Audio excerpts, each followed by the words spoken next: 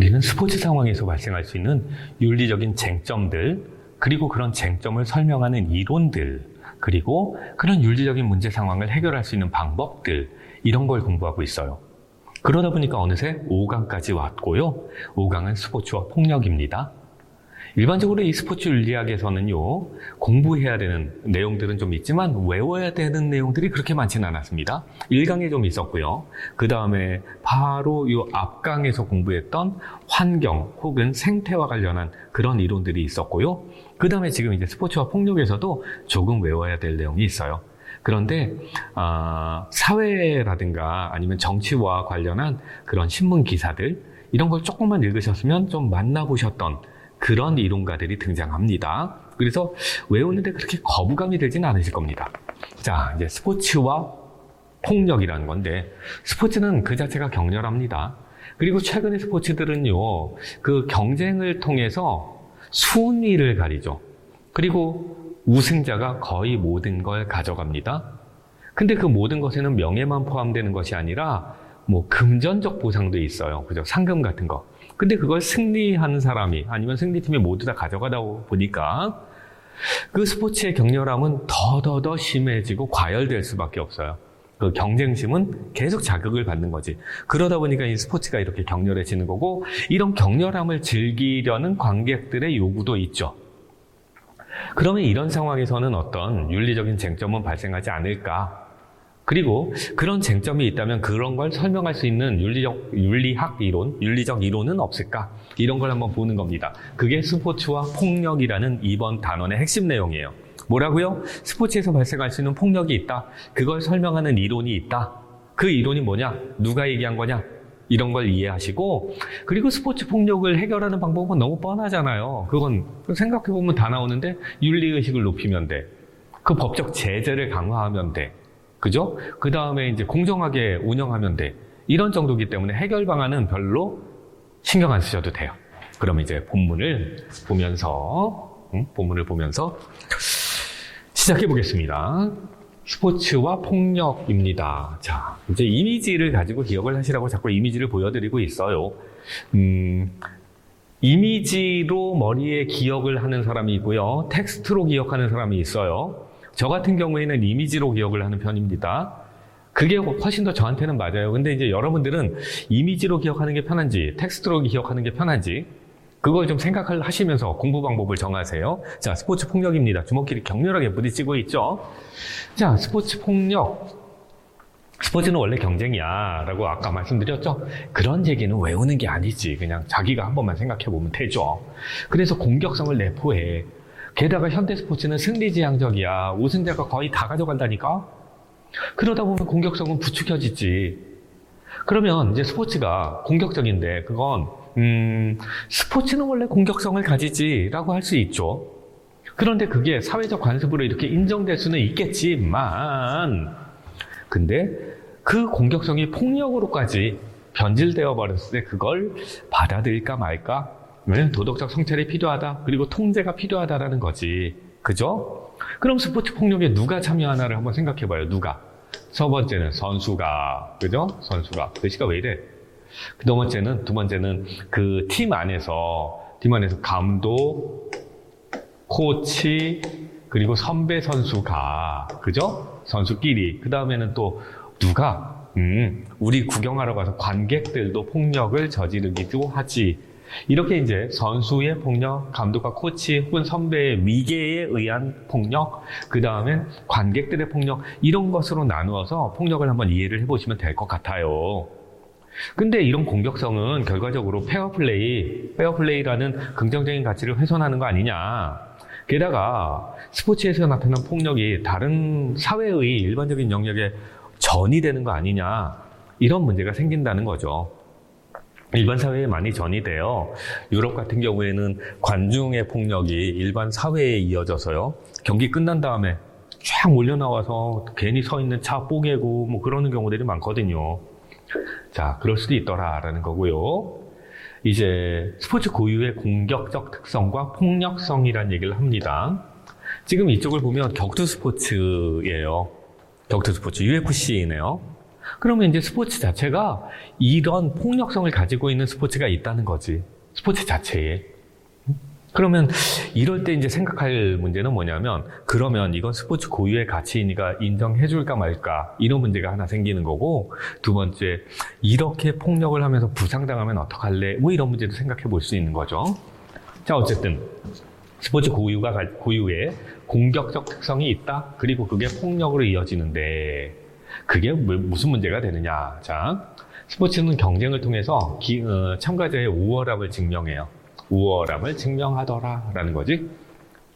또 그 과정에서 어떤 스포츠는 그 공격성 자체를 드러내야만 우월성을 인정받기도 한다는 거지.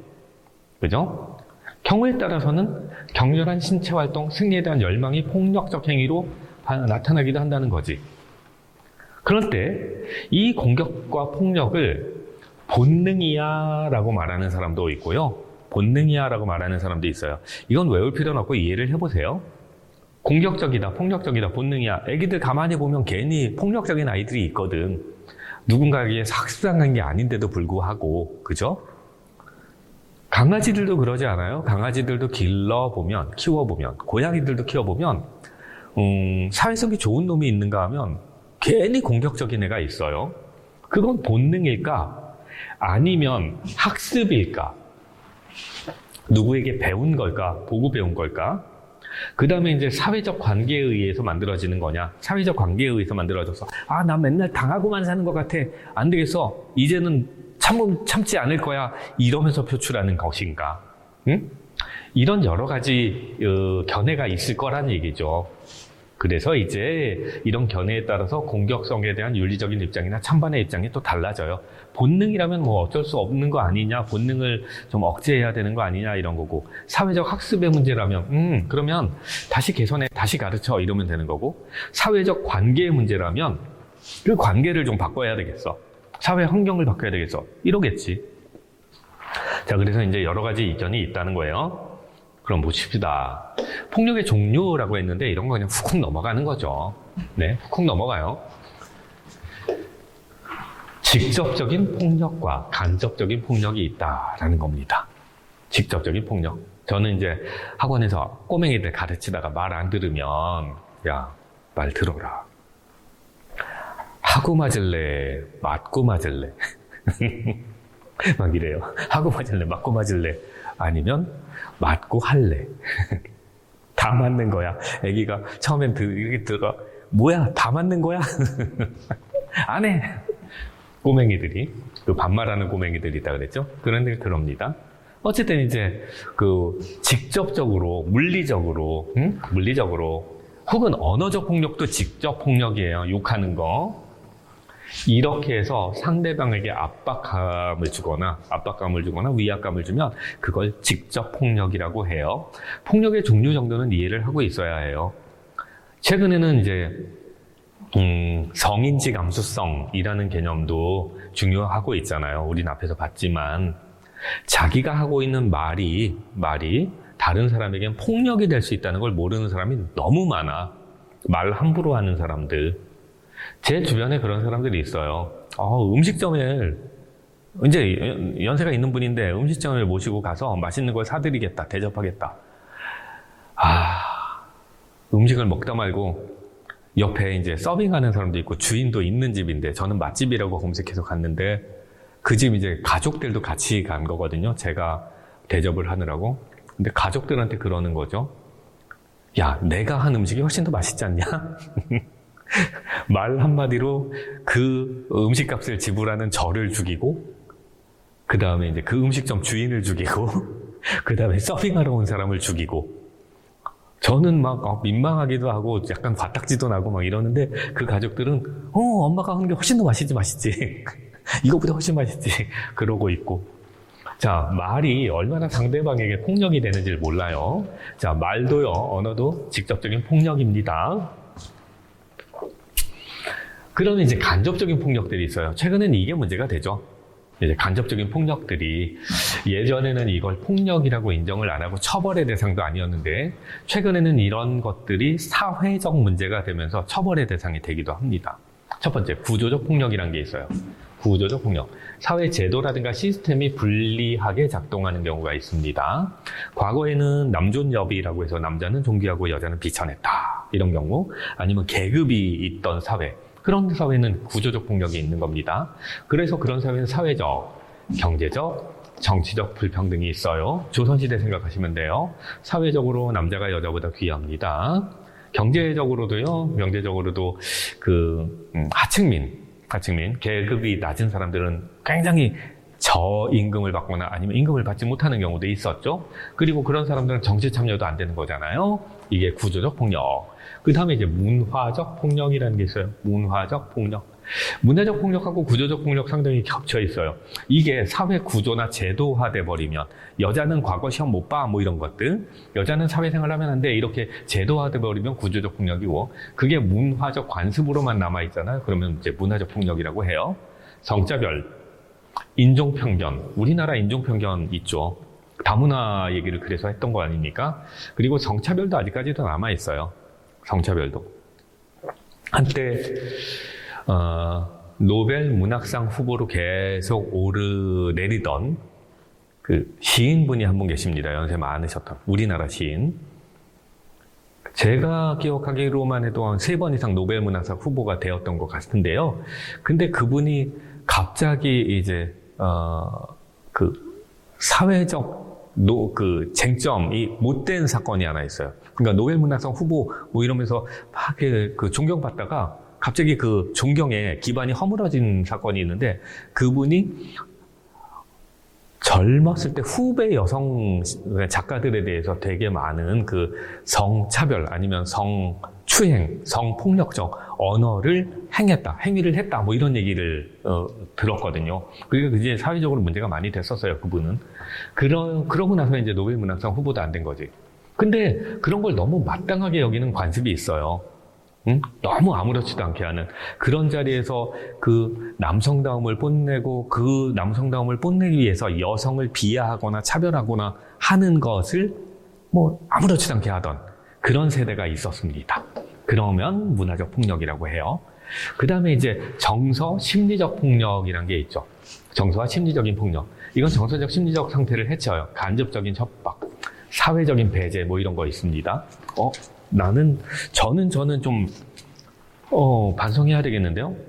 저 말 안 들으면 그러거든요? 교실에서 학생들이 말 안 듣고, 특히나 숙제 안 해오면, 제가 잘 못 봐요. 숙제 안 해오는 아이들. 공부를 못 하는 건 내가 참아. 근데 노력 안 하는 건 못 하겠어요. 적어도 하기로 한 거 안 하는 건. 너 나가. 바로 그래. 너 나가. 짐 싸, 나가. 아니면, 엄마 모시고 와. 간접적으로. 엄마 모시고 오면 걔 죽어요, 엄마한테. 제가 좋은 말 할 것 같아요, 엄마들한테. 그러면 얘가 싹싹 빌어요. 다시는 안 그럴게요. 좀 봐주라고 막 그래. 그럼 다음에 이번까지 못한 것도 다 해와. 안 그러면 진짜 엄마 모시고 와. 아니면 내가 엄마한테 전화한다. 아니면 꺼져. 꺼져. 좋은 학원 소개해 줄 테니까 꺼져. 그러죠? 이런 것들에 대해서 폭력이네요. 그죠? 간접적인 협박. 그 다음에 사회적 배제라고 해서, 이거 사회적 배제는 아닌 건 왕따죠? 왕따. 내부 고발자들. 기업 같은 경우에 내부 고발자라는 게 있죠. 그리고 이제 스포츠팀에도 내부 고발자가 있어요. 내부적으로 있는 불합리한 일들, 아니면 불법적인 일을 고발하는 사람들. 근데 그런 기업이나 아니면 팀에서 그 내부 고발자를 가만 놔두지 않죠.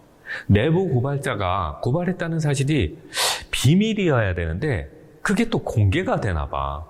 그렇게 되면 이제 업무에서 배제되죠. 아니면 팀에서 배제되고요. 책상 빼버리고 뭐 이런 경우들도 많대요. 훈련장에 못 오게 하고. 그러면 이제 그런 것들이 정서적, 심리적 폭력에 해당한다는 겁니다.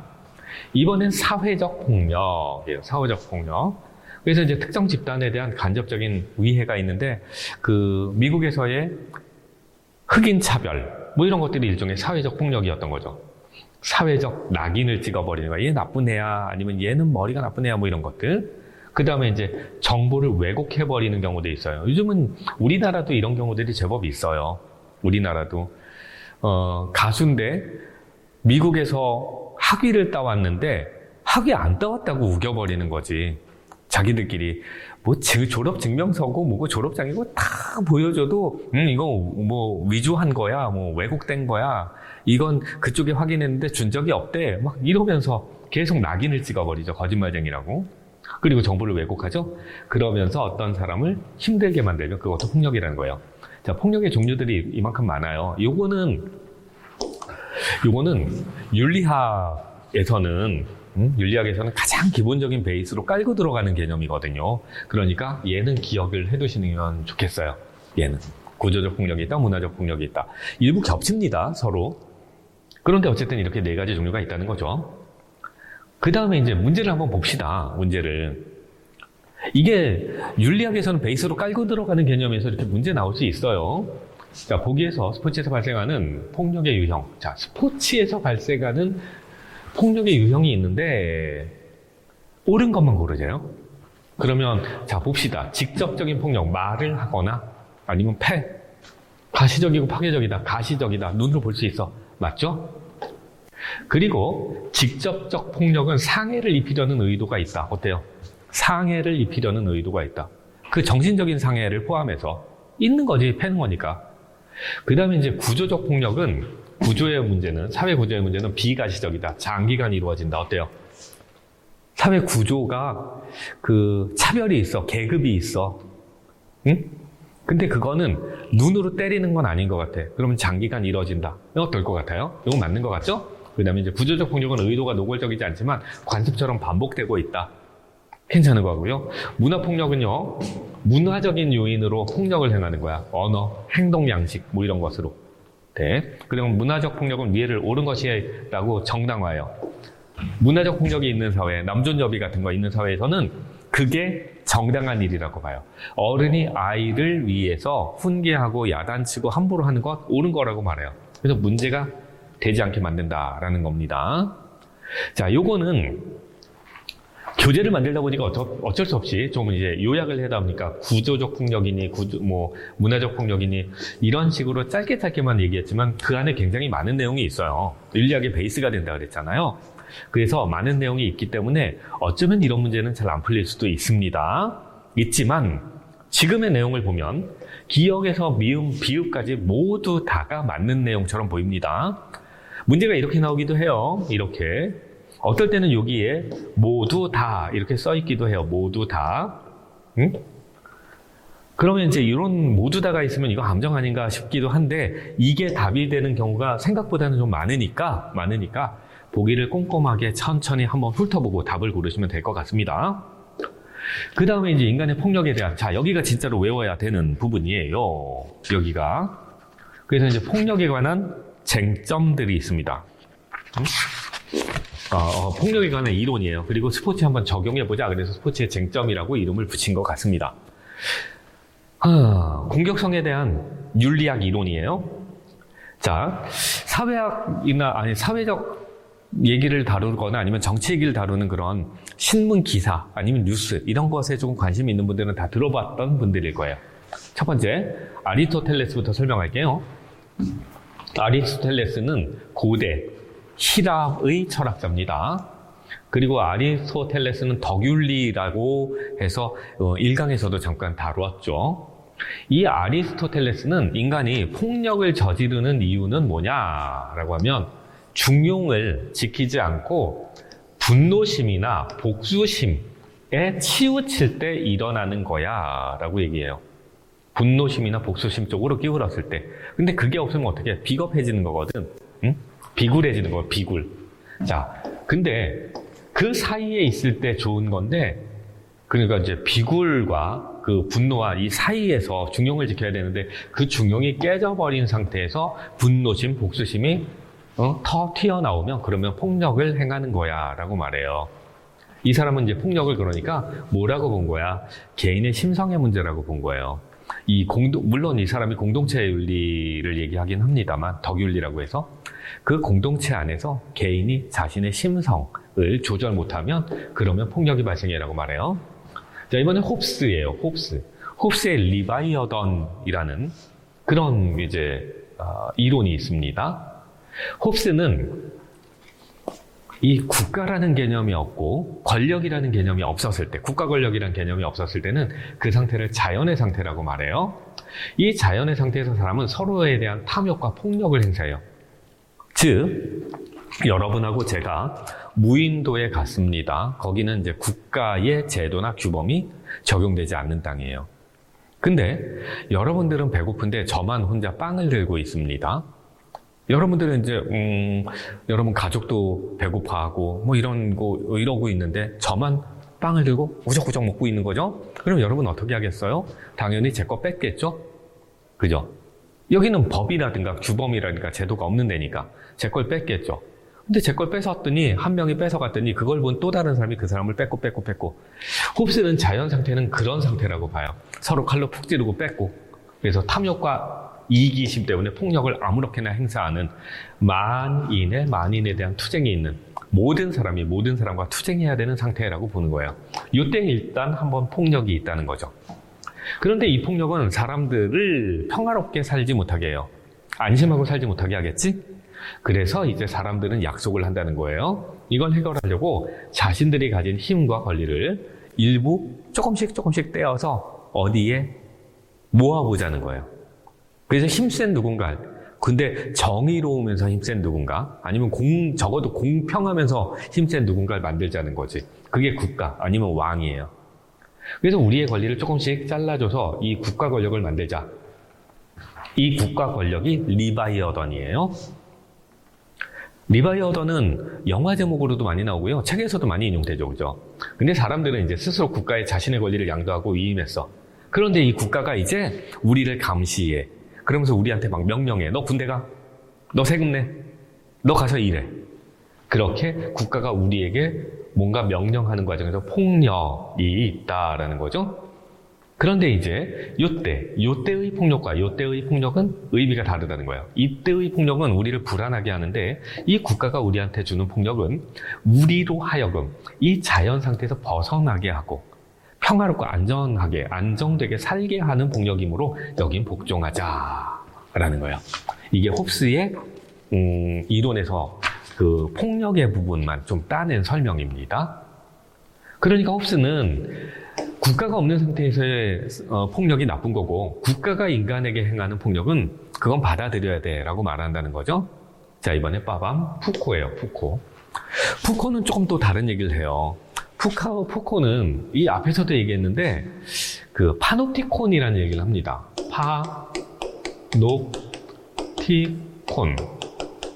파노티콘은 원형 감옥이에요. 벤담이라는 사람이 처음에 아이디어를 낸 거예요. 그리고 실제로 벤담은 그 아이디어를 국가에 신청해서 내가 이런 감옥을 운영할 테니까 나 돈 좀 줘봐. 근데 국가가 거절했어요. 왜냐하면 그 죄수들의 관리 감독은 국가의 권한이다. 개인한테 줄 수 없어. 네가 아무리 좋은 아이디어를 가지고 있어도 안 줄 거야. 라고 해서 이제 벤담은 그 아이디어를 실현하지 못했는데 푸코는 그 파노티콘이라는 것의 아이디어를 가져와요. 파노티콘 설명했었죠. 그죠? 원형 감옥. 원형으로 지은 집에 여기에 감옥을 가에 만드는 거야. 막 이렇게 삥삥삥삥 두르는 거야. 이 주변에.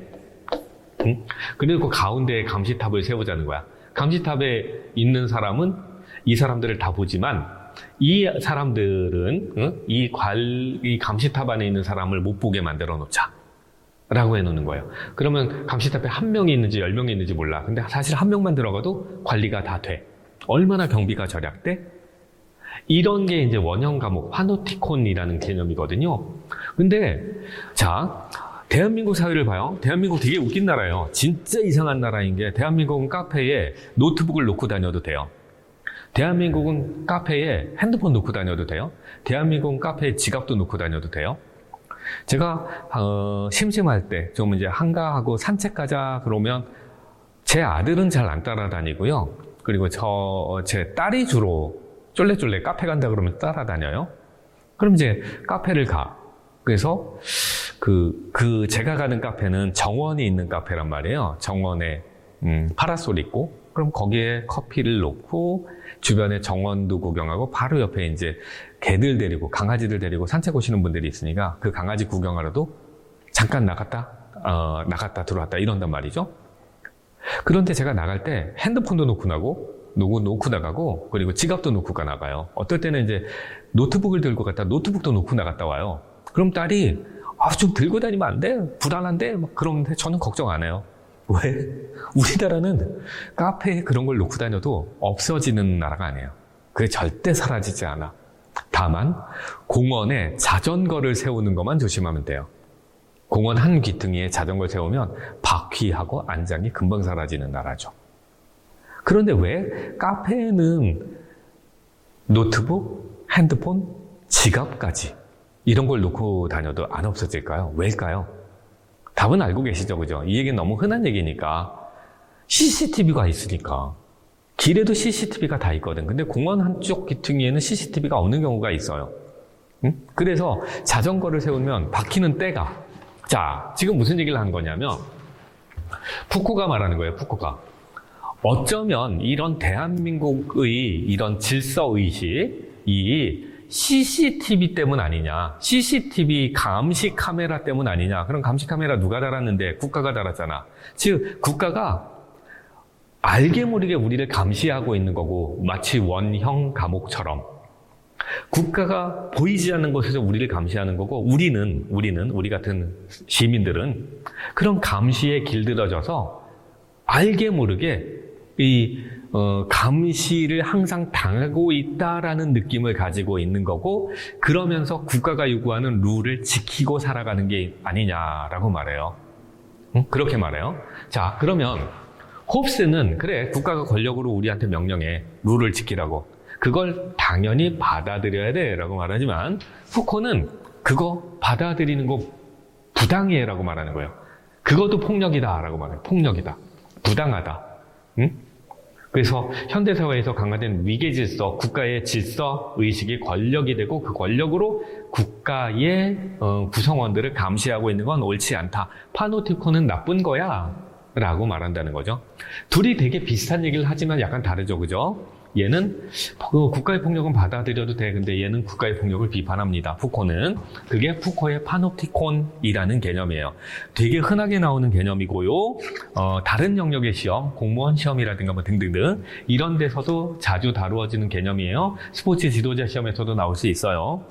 그러면 푸코의 파노프티콘이라는 이런 제도가 진짜 스포츠에도 운영되고 있는가? 운영되고 있죠. 그래서 관중석에 CCTV가 있잖아요. 관중석에. 경기장에 가면. 그죠? 그런데 이제 CCTV가 무용화되는 경우가 있지. 무용지물이 되는. 관객의 수가 너무 많아. 그리고 관객이 어떤 이유로 혼란에 빠지고 폭력적이 돼. 막 군중행동이라고 하거든. 그거래. 그러면 이제 그때는 자기 얼굴이 CCTV에 잘 안 찍히게 되니까 사람들이 그런 감시, 권력으로부터 자유롭다고 생각하고 마구 행동하죠. 그럴 수도 있어요. 자, 어쨌든 관중석에 있는 CCTV가 군중의 질서의식을 높인다.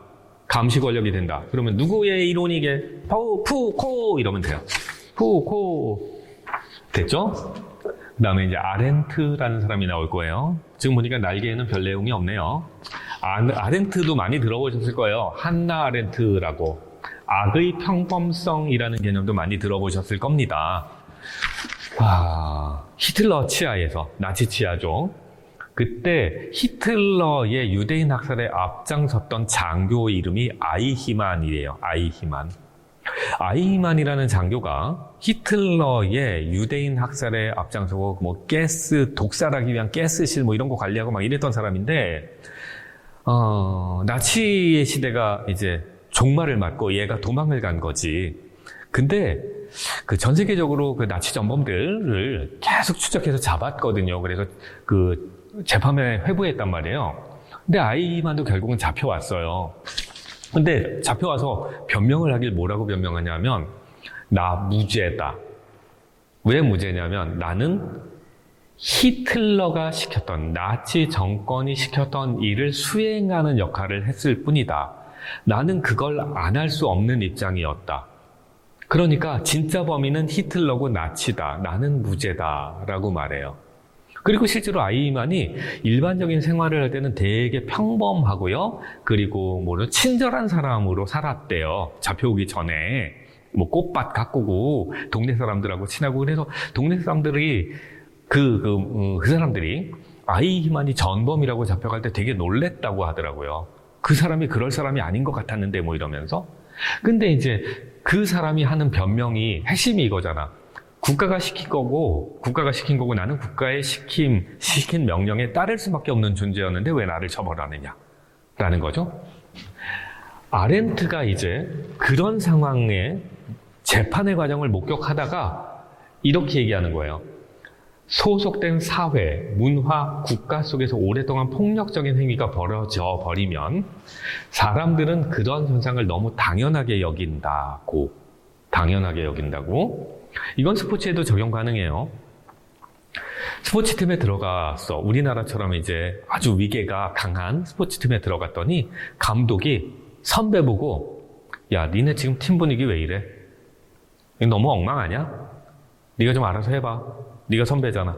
이러면 이제 선배는 그 감독의 명령을 받고 후배들을 집합시키죠. 그리고 한 바퀴 굴려놓는 거지. 예전에 그런 일이 되게 많았지 않습니까?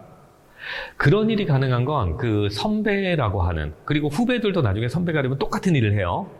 그건 소속된 사회의 문화 속에서 오랫동안 폭력적인 일이 너무 당연하게 벌어지는 거야. 그러면 사람들이 거기에 길들여져. 그게 당연한 거라고 생각을 하는 거지. 그러면서 그 폭력이 나쁜 것이다라는 그 성찰의 능력을 잃어버린다는 거예요. 그리고 그렇게 길들여진 사람은 아주 평범한 사람도 그런 환경에서 아주 아무렇지도 않게 폭력적인 행위를 한다는 거지. 간호사들이 태움이라는 걸 한대요. 태움. 간호사들의 문화라면서요. 신입 간호사가 들어오면 엄청 굴린다며. 힘든 일 시키고 뭐 쉬거나 하지도 못하게 그렇게 굴려놓는다면서요. 그걸 태움이라고 한대요. 말 그대로. 불태워버리겠다고 하면서. 근데 그 간호사라는 분들을 따로 만나요? 아니면 간호사라는 분들이 소위 환자를 이렇게 치료하거나 이러면서 올 때 보면 그렇게 친절한 사람이 없잖아요. 다들 천사잖아. 응? 얼굴도 그렇고 하는 행동도 그렇고 말도 그렇고 진짜 천사잖아. 근데 그런 사람들이 자기들끼리 있을 때는 태운대잖아요. 후배를. 그것도 이 아렌트의 악의 평범성이라는 개념으로 설명할 수 있어요. 그래서 그렇게 설명할 수 있는 거 되게 많아. 되게 많아. 옛날에는 군대도 그랬죠. 우리나라 군대도. 학교 문화도 그랬고요. 자, 그게 악의 평범성이에요. 스포츠에도 적용하기가 쉬워요. 일본엔 르네 지라르라는 사람이에요. 르네 지라르. 지라르예요. 이름이 모방욕망. 모방욕망이라는 건 보고 배운다는 거예요. 자기가 보고 배웠어. 그래서 지라를 하게 돼. 라고 하면 되죠. 그죠? 모방욕망 때문에 사람들이 폭력적인 행동을 지라를 하게 돼. 됐습니다. 욕한 거 아니에요. 그렇게 외우면 돼. 인간이 근본적으로 자신의 진정한 욕망을 짓는 게 아니라 다른 사람의 욕망을 모방해. 다른 사람의 욕망을. 그러니까 우리는 보고 배운다는 거지. 그래서 폭력적인 행동을 하는 사람들을 다른 사람들이 무서워하는 장면을 보면 다른 사람이 나도 좀 함부로 대하지 못하게 해야 되겠네 하면서 자기도 폭력적인 행동을 한다는 거지. 그래서 이제 지라르예요. 그래서 이제 내면합니다. 서로가 서로를 모방해서 같은 대상을 욕망하기 때문에 경쟁과 갈등, 증오 같은 것들이 생기고요. 증오나 아니면 폭력도 모방을 낳아요. 그래서 사람들이 쉽게 획일화돼요. 이 모방 본능이 강한 집단에 가면 그런 사람들이 쉽게 획일화돼요. 군대 가면 이제 조교라고 하는 사람들의 말투 똑같잖아요. 행동 방식 똑같고 표정도 똑같고, 그죠? 화내는 타이밍도 똑같아. 화낼 타이밍이 아닌데 화내는 척을 해. 그것도 똑같아. 그래야 지를 무서워하거든. 자, 이게 이제 모방 욕망이라는 개념이에요. 그게 외울 상황을 다시 한번 정리해보죠. 여긴 좀 시간을 끌어야 돼. 아렌트, 악의 평범성, 르네 지라르, 모방. 그 다음에 아리스토텔레스, 중용을 지키지 않았어. 홉스, 국가 권력이 있어. 국가 권력은 왜 있어야 돼? 국가는 만인들이 만인에 대한 투쟁을 하고 있는 것을 막아야 돼. 그래서 만인들이 서로 합의해서 계약을 맺어서 국가를 만든 거야. 그러니까 그 국가가 폭력적인 명령을 해도 받아야 돼. 근데 푸코는 안 돼. 국가가 그 국가 구성원을 감시하고 통제하는 일, 그런 거는 폭력이야. 안 좋아. 자, 됐죠? 그러면 이제 짜잔, 쉬운 걸로 넘어가죠. 스포츠의 공격성에 대한 기원에 대한 관점이에요. 스포츠의 공격성에, 이 스포츠의 공격성이 아니라 인간의 공격성이라고 해야지 맞아요. 인간의 공격성. 근데 이제 그걸 우리는 스포츠 윤리학에 적용을 하다 보니까 자꾸 스포츠란 말을 붙이게 된 거죠. 본능적으로 인간은 공격성이 있어라고 말하는 사람들이 있습니다. 본능설, 플라톤, 아리스토텔레스 같은 사람들이에요. 고대 철학자예요. 선생님, 후배. 플라톤과 아리스토텔레스, 인간 본성 자체에 인간이 불완전해. 그래서 폭력성이 존재한다고 보는 거야. 그리고 스포츠 경기 같은 데에서 그런 본성이 표출이 쉽게 된다라고 보는 거예요. 그게 본능설. 그 다음에 이제 사회 문제라는 건 본능이 아니라 사람들과의 관계, 사회적 관계 속에서 만들어진다라고 보는 거죠. 관행설이라고 하는 사람이 있어요. 마르크스, 엘리아스 같은 사람들이 이런 이론을 얘기합니다. 사회 문화 안에 폭력적 측면이 있다라는 겁니다. 그럼 이제 마르크스는 공산주의자잖아요.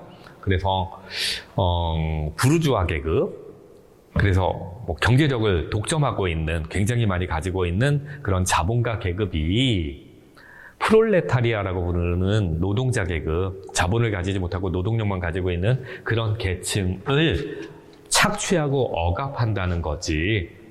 그런 과정에서 갈등이 발생하고 사람들 속에 폭력성이 뽀글거리기 시작하는데 스포츠에서 바로 그런 폭력적 측면이 발견되고 조장된다는 거야. 스포츠에서도, 스포츠 활동에서도. 그리고 그게 다른 영역으로도 전이 된다고 보는 거예요. 마르크스와 엘리아스는 그냥 사회적 관행이야, 사회적인 문제로 생겨라고 보면 돼요. 이거는 글쎄요, 스포츠 윤리에서는 너무 완전 밑바닥에 있는 내용이라, 완전 밑바닥에 있는 내용이라 시험 문제 내기는 조금 그래요.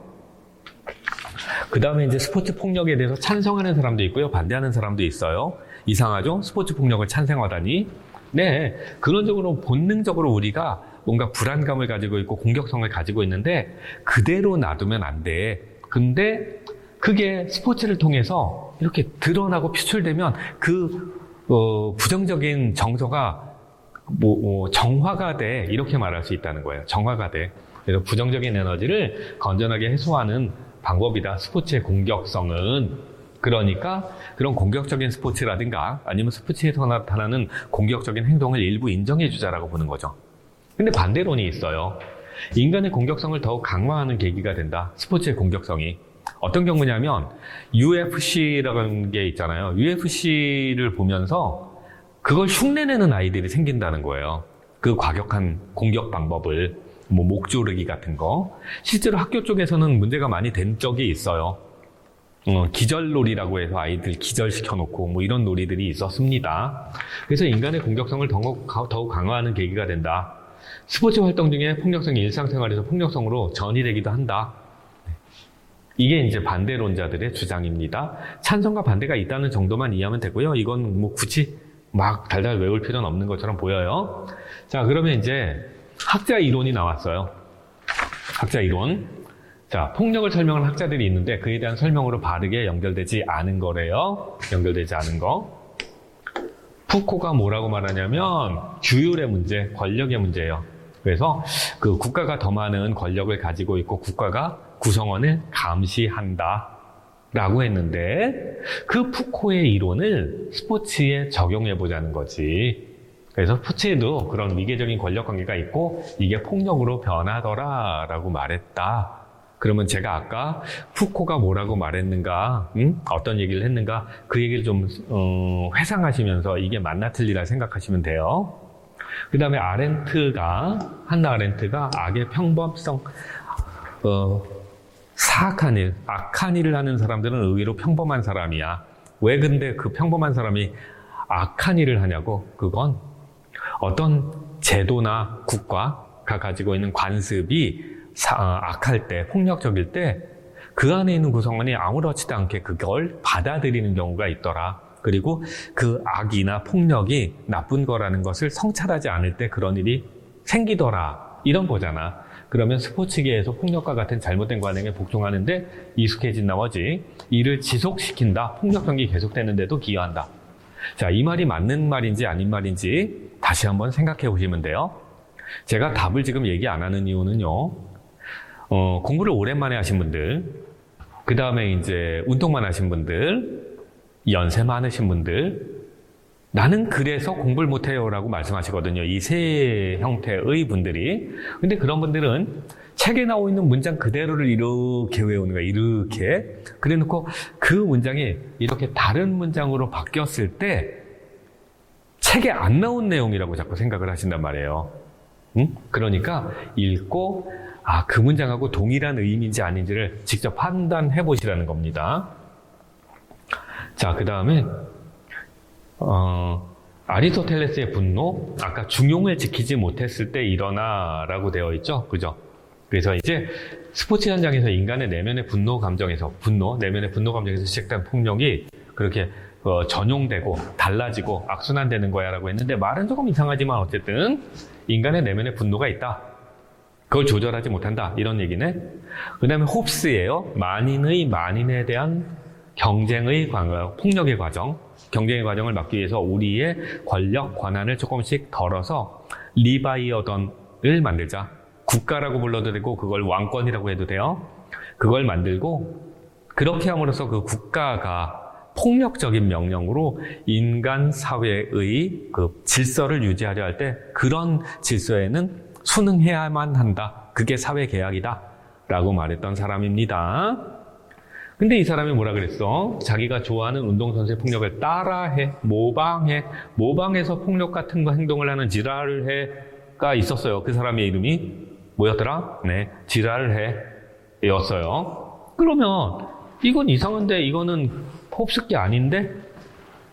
자, 이해가 가요? 제가 지금 뭐라고 했는지 저 지금 그 사람 이름을 자꾸 외우고 있는 건데 지랄을 해 이러고 있는데 이걸 유튜브 쪽에서 욕이라고 생각하고 영상을 끊어버릴 수도 있겠다는 생각이 갑자기 듭니다. 발음을 조심할걸. 자, 어쨌든 이제 답이 뭔지는 여러분들이 끝내 마지막에 여러분들이 직접 확인하시면 됩니다. 제가 얘기 안 할랍니다. 근데 얘기를 안 하는 것 같지만 얘기를 했습니다. 이제부터는 쉬운 거. 쭉쭉 넘어가도 되는 거. 스포츠의 공격성의 쟁점과 해결. 그러면 이제 스포츠의 공격성과의 쟁점과 해결, 스포츠 폭력의 문제점, 스포츠맨십을 위반하는 거야. 그 다음에 상대 선수 부상당하면 어떻게? 스포츠 룰을 벗어난 범죄 행위가 될 수도 있어. 지나치면 범죄 행위가 될 수도 있어. 예를 들면 UFC 같은 경우에요. 처음에는 룰이 없었어요. 이제 무규칙이었어. 그래서 초기 UFC의 경기를 보면요. 주먹으로 상대방 꼬추를 계속 패는 선수도 있었어요. 그러니까 이제 맞던 선수가 어이가 없는 거지. 아무리 룰이 없어도 이럴 수가 있어? 이러다가 그 선수가 그냥 경기를 포기해요. 웃으면서 포기해. 어이가 없어서. 그런 장면도 있었습니다. 그런데 지금은 금지된 룰들이 몇 개가 있죠. 뭐냐면 사람을 거꾸로 들어서 거꾸로 꼬라박는 거, 이런 거는 금지예요. 그거 하다가 목이 부러지거나 사망할 수도 있어요. 만약에 그러면 그거는 스포츠 룰만 어긴 걸까요? 아니면 사회적으로 문제가 돼서 범죄 행위가 될 수도 있을까요? 제가 보기엔 범죄 행위가 될 수도 있을 것 같아요. 그렇죠? 그 다음에 일반 사회에서 모방 행위가 발생할 수 있습니다. 이런 여러 가지 문제가 생길 수 있습니다. 이거 말고도 많아요. 저처럼 심약한 사람들, 이런 사람들은 스포츠에 대한 애정을 좀 덜 가지게 될 가능성도 있고, 그런 문제들은 많겠죠? 그러면 어떻게 해결하지? 네, 룰을 똑바로 세우자고. 합리적인 기준을 만들면 되지 뭐. 그 다음에 제도와 규범 마련하자고. 같은 얘기네요. 그 다음에 구성원에 대한 교육을 좀 다시 해보자고. 이렇게 해결할 수 있을 것 같은데, 해결 방안에선 시험 문제 별로 안 납니다. 누가 틀리겠어요, 이걸. 그죠? 자, 넘어갈게요. 그 다음에 이제 이종격투기 문제네요. 잠깐만요. 네, 이종격투기 문제까지 하고 쉬면 되겠네요. 자, UFC의 장면을 하나를 보고 계십니다. 네. 생각만 해도 끔찍해. 저런 주먹은 맞으면. 저는 복싱을 좋아하지만 되게 안 맞는 편이에요. 맞는 게 너무 싫어. 진짜 주먹에 제대로 맞으면요, 술 먹은 것 같이 빙빙 돈단 말이에요. 그리고 나서 이제 괜찮아지긴 하지만 한 이틀 동안 계속 띵한 느낌이 남아 있어요. 근데 그게 되게 안 좋은 상태라면서요. 그런 일이 반복되고 그게 이제 펀치 드렁크라고 해서 그 마치 술에 취한 것 같은 상태가 계속 유지되고 그런데요. 뇌세포가 망가지는 거래. 그래서 전 맞는 거 싫어해요. 이런 거 싫어해. 자, 스포츠 중에 격투 스포츠가 있습니다. 근데 이 2015년에 UFC가 아마 그 즈음에 막 시작한 것 같아요. 일본의 프라이드라는 종목도 있었고, 그래서 이제 새로운 종목이 아주 격렬하고 이렇게 과격한 종목이 나타났으니까, 그래서 스포츠 지도자 시험을 개편했던 분들은 이거 윤리적 문제로 한번 고찰해보자라고 하면서 단원에 집어넣은 것 같은데, 근데 지금은 UFC 말고도 뭐 되게 많은 이런 스포츠들이 만들어지고 있지 않습니까? 단체도 만들어지고. 그래서 핵심은 이거예요. 시험 문제 안 난다. 핵심은 이종격 특히 시험 문제 안 난다. 이런 거예요. 그냥 읽고만 넘어가요. 자, 스포츠의 폭력성이 가장 극대화된 경기가 바로 이거다. 근데 서로 다른 기반을 가진 무술가들이 서로 기량을 겨루는데 이때 굉장히 위험한 공격 기술이 사용된다. 잔인한 유혈 장면이 그대로 노출되기도 한다. 이게 바로 쟁점이 된다. 그래서 이종 격투기에 대한 쟁점은 두 가지로 정리할 수 있는데, 하나는 뭐다? 이걸 스포츠로 볼래 말래의 문제예요. 옛날 얘기죠. 스포츠로 보고 있잖아요. 이게 얼마짜리 산업인데, 스포츠 산업인데. 두 번째, 이종 격투기 스포츠가 인간의 폭력성에 어떤 역할을 수행하는가? 그러면 폭력성을 강화할까? 아니면 폭력성을, 본능에 숨어있던 폭력성을 해소할까? 그 문제를 좀 다뤄보자라는 것 뿐이에요. 그래서 여기만 생각하시면 돼요. 여기만 이제는. 그래서 이종 격투기에 대한 윤리적 입장이 있는데, 첫 번째 긍정적. 네, 규칙이 있다. 규칙 없는 것 같지만 있다. 그리고 탁월한 신체 능력을 드러내는 스포츠 행위다. 그리고 어떤 경우에 폭력적이었던 사람을 교화하는 역할을 하기도 한다. 실제로 이종 격투기 선수 중에요, 엘리트 스포츠 선수들도 있지만요, 갱 출신들도 있고요. 그리고 뭐 소년원 출신들도 있고요. 그러더라고요. 근데 그런 사람들이 이제 이 합법화되어 있는 스포츠를 통해서 자기를 드러내고 실현하고 있는 거니까 뭐 긍정적이다 이러는 거지. 그다음에 이제 부정적인 측면도 있는데, 청소년들이 따라할 수 있다라는 거예요. 실제로 많이 따라했어요. 기절놀이라고, 목 졸라서 기절시키는 거. 그다음에 폭력이 일반화되는 사회를 조장할 수도 있다. 그러니까 아무렇지도 않게 폭력이군 이러고 넘어갈 수 있다는 거예요. 폭력에 대한 감수성의 수치를 낮추는 거지. 그러면 어떻게 돼? 한나 아렌트의 지적처럼 폭력이 관습처럼 행해지는 그런 사회 속에 사람들이 살게 되고, 그러다 보면 이제 평범한 사람들은 그런 폭력적인 행동을 아무렇지도 않게 하게 될 수도 있다는 거죠. 자, 여기까지가 다예요. 그러면 문제 하나만 더 풀어보죠. 뭐 별게 없네요. 이종 격투기에서 나타나는 윤리적 측면의 문제는 있어요. 사회윤리야. 그러면 사회윤리가 뭐야? 사회와 관련한 윤리적인 측면에서 어떤 영향이 있는가? 라고 되어 있어요. 의 문제는 이라고 되어 있습니다. 그러면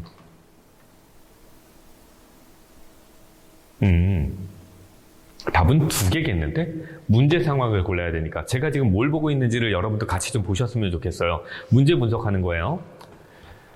첫 번째, 이종 격투기에 나타나는 윤리적 측면의 문제 상황인데, 문제 상황이 되려면 부정적이 돼야 되잖아요. 그러면 잘 보세요. 이건 부정적인 상황이에요, 긍정적인 상황이에요? 부정적인 상황이니까 요거 답이 될 수 있다는 거지.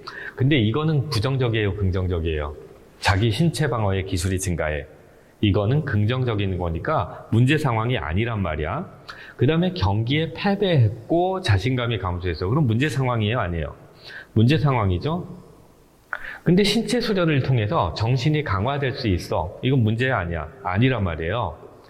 우선은 답의 범위를 축소하는 거가 연습이 돼야 돼요. 문제 같은 거 풀 때. 그리고 이제 스포츠 지도자 시험은 워낙 그 초급의 문제예요. 여러분들한테는 되게 어려운 것처럼 느껴지시는데, 그건 문제가 어려운 게 아니라 처음 보는 내용이라 어렵게 느껴지는 거죠. 문제를 내는 수준은 되게 낮단 말이에요. 그러면 이제 문제를 고르는 거니까 그러면 문제 상황인 것만 골라야 되니까 두 놈 남았네. 그 다음에 뭘 봐야 돼요? 이렇게 보는 거죠. 전 여기다 이제 미리 동그라미 쳤는데 여러분들도 이거 할 줄 알아야 돼요. 사회적 문제를 골라라는 거구나. 사회적 문제를 골라라는 거구나. 그러면 답이 될 게 두 놈이 있는데 이게 사회적 문제를 야기하겠어요? 이게 사회적 문제가 되겠어요? 어떤 게 더 사회적인 문제랑 연결돼요? 당연히 폭력에 대해서 무감각하고 중독된 사람들이 마치 한나 아렌트의 악의 평범성처럼 아무렇지도 않게 폭력을 행하고 다닐 가능성이 있는 거지. 그럼 그게 사회적 문제가 될 가능성이 있는 거지. 자신감이 감소해서 더 확대해서 그래 자신감이 없는 사람들이 사회생활을 하면 사회의 발전이 늦어질 수도 있겠고 막 이런 생각은 하지 말고 이 문장 자체가 사회적인 문제인가 아닌가만 따져보면 되죠. 이건 사회적인 문제가 아니라 개인적 문제죠. 그러니까 이건 답이면 안 되지. 자, 이렇게 해서 답은 1번이어야 되겠습니다. 자, 이렇게 해서 이제 우선은 큰 단원 하나가 끝났습니다. 폭력과 관련한 이론과 이종 격투기 문제를 다룬 겁니다. 이제 이어서 선수폭력이라는 개념을 다룰 텐데 이 선수폭력은 조금 얘기가 다른 얘기니까 그리고 아주 선수폭력하고 관중폭력 이렇게 연결해가지고 쭉 나가버려도 괜찮은 것 같으니까 일단 여기서 끊을게요.